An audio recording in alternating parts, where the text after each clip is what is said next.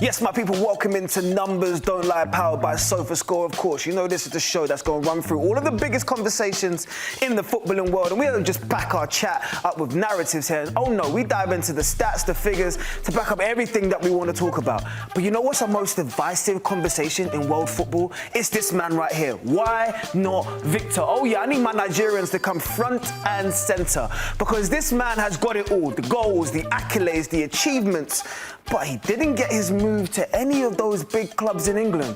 Oh, we gonna dive into this one. But if I'm gonna dive in, I need my running mate. I need my partner in crime. None other than, of course, international broadcaster, international footballer, everything else that goes with Mike Lahoud. Mike, this is one I know is in every barbershop. So you tell me, why did Victor not get the move to England that he wanted? Well, I just want to preface this by saying, as a fellow African, say it with a chest. Sometimes you got to go for more than just the money. But it's beyond that with Victor Osimhen. It's really, what else does he do apart from scoring the goals? Goals are a big part of the game, but in modern football, you got to do a bit more and also be a bit more available for him. But I love him as a prospect for Premier League teams. I mean, a prospect is one thing, but this guy has a proven track record. When you look at his goals, especially now the Galatasaray fans are smiling, he does everything, Mike. And you know what? I want to focus on the heat map straight away. Look at where his action zones are, in between the sticks. This guy does nothing but score goals in and around that box because he's been clinical, he's been divisive, he knows exactly what he wants to do every time he goes through. I almost close my eyes because I know Victor Osimhen is going to score. He takes it personal when he doesn't score. But Mike, the bigger question, all of those teams in England all looked for a striker this year. This guy wasn't top of anybody's list. How did he end up in Turkey? Well, you look at how Premier League clubs play, right? It's not just about goal scoring. You have to have goal scoring wingers. There's a reason why the Sofascore is not as high as it could be. The 3 goals is exceptional. And given his availability for this, you take 3 goals all day. Yes, you got to score goals. But now if you're in Arsenal, Bukayo Saka has to score goals. Martinelli has to score goals. You look at other teams. Other players have to get into the game and into the fold. What else does he do apart from scoring goals? You need to be a bit more productive in terms of that and bringing your teammates in. This is what I mean, my brother. We literally go left and we go right, because for me, I look at strikers and they're supposed to be able to score. That's all I'm paying you to do. That's what your currency is. When you look at him against his peers that made big moves this summer, respectively, Alexander Isak, of course, moved to Liverpool. Benjamin Šeško, of course, moved to Manchester United. And Victor Gyökeres did what he did in the red side of North London. I'm confused again because the numbers don't lie, Mike. They turn around and say that Victor Osimhen was maybe the person that should have been at the top of everyone's shortlist. Well, you look at teams that are trying to cross the ball. A team not up here, Chelsea, they would love to have had a Victor Osimhen.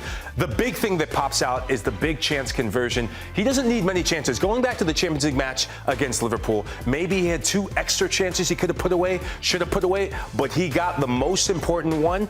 He needs 1.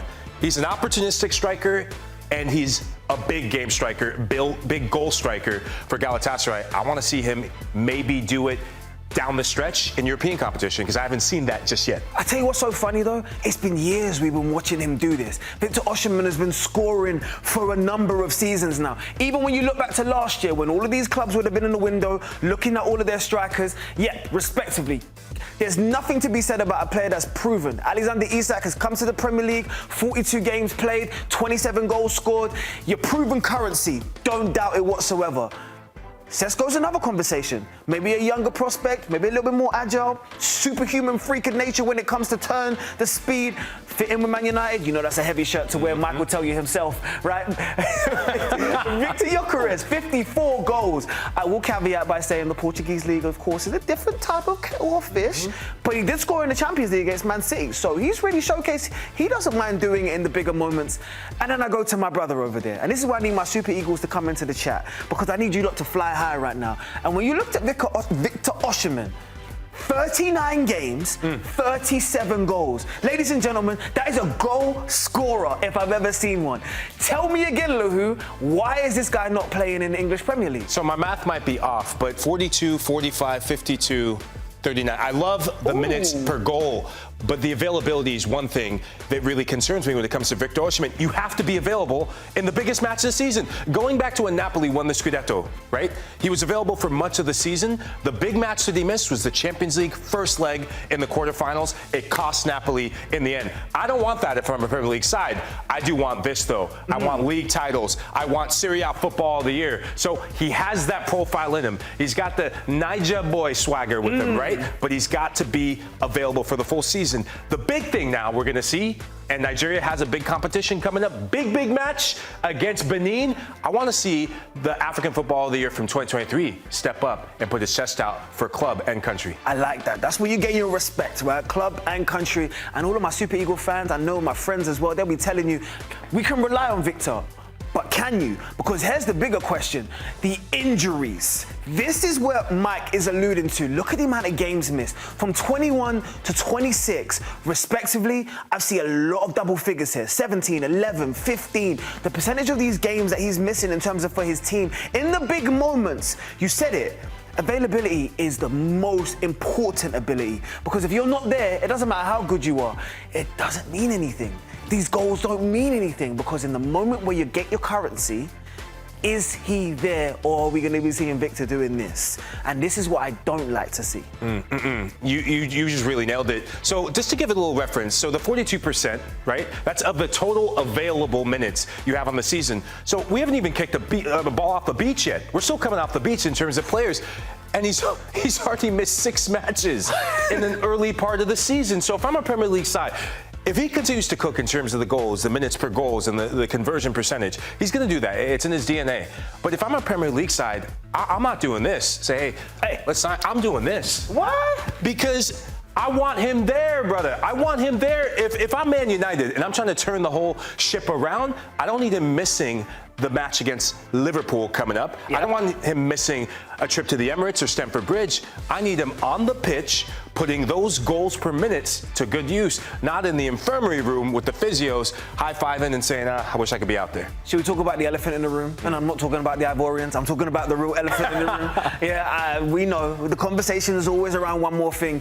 How expensive is Victor, right? And when you weigh it up, I was actually scratching my head in production because I didn't realize how expensive a player like Victor Osimhen will cost, especially when you look at the reported yearly wage. That's an incredible expense. That for someone that's not available all of the time, I'm even converting my own argument for the Super Eagle because I'm thinking to myself, look, you've got it all. The minutes per goal is astounding in comparison to your peers. The reported transfer fee, okay, you're weighing up in terms of where you are in the region of a world-class footballer in terms of a leading number 9.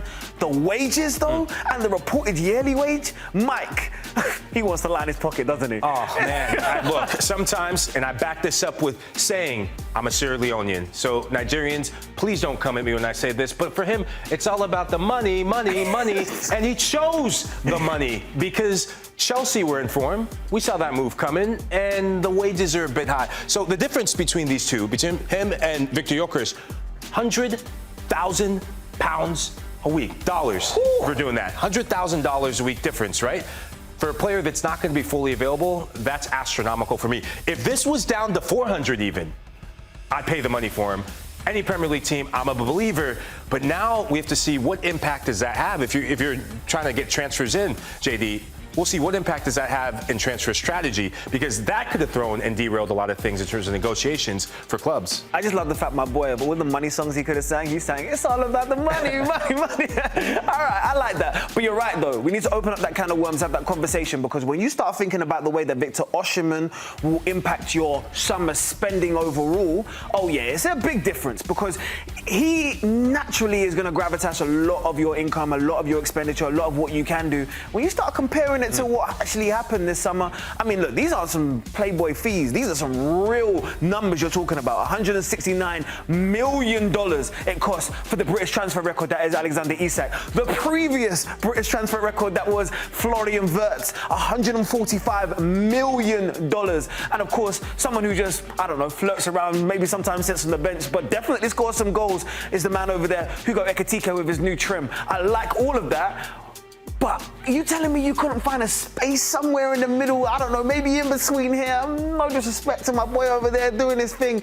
You telling me you couldn't see Victor Osimhen in the red side of Anfield? You couldn't see that? I couldn't see it because there's some other teams that needed him a bit more. Liverpool needed a striker. That's but fair. Liverpool were desperate to get Alexander Isak, desperate to get a Premier League proven goal scorer, and a player who banged some goals on Liverpool in the Carabao Cup final. The team that I'm shocked didn't go after him, Manchester United, but the domino effect of the high wages, the high wage demands, the transfer fee that comes with it.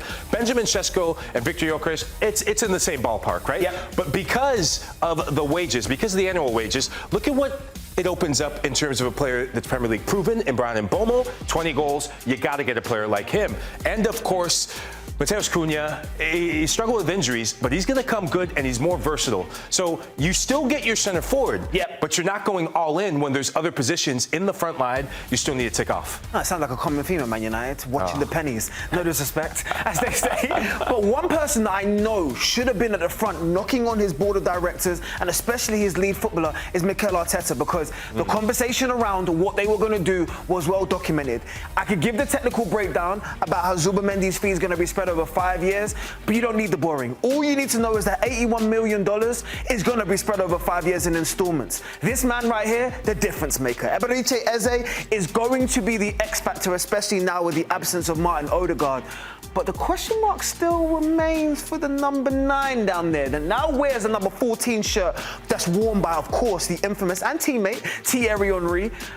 But I think about it over and over again. Arsenal are under pressure this year to make sure that they get a title, to ensure that all of the work that Mikel Arteta has done over this, 6 years, lives up to something.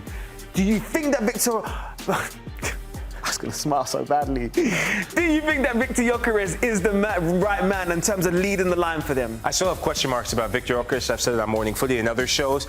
I doubt that he's the main man and the right man, but you don't need that when you look at Arsenal. You needed a striker to come in and fill that void, right? Kai Havertz is a different sort of profile. But if you get Victor Osimhen, you don't get Eberechi Eze.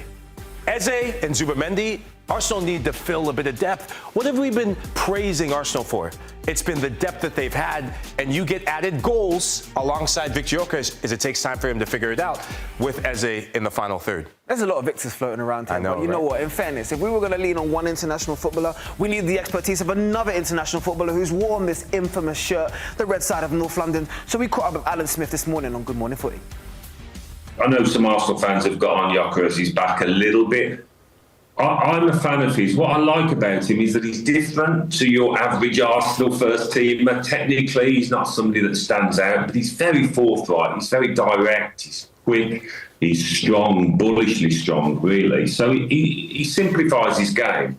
And if he gets chances, he'll score goals. So I'm happy with that. I know Šeško, I spoke to some people up at Manchester United and came into that club and he was a little bit overawed by it. He's got himself a goal now in the league, so maybe that will settle him down. But as things stand, I think Gyökeres is a good choice. Oh, you heard it right there from an Arsenal great. But the Super Eagles, I need you to fly high in the comments. You tell me whether or not you feel that Arsenal signed the right Victor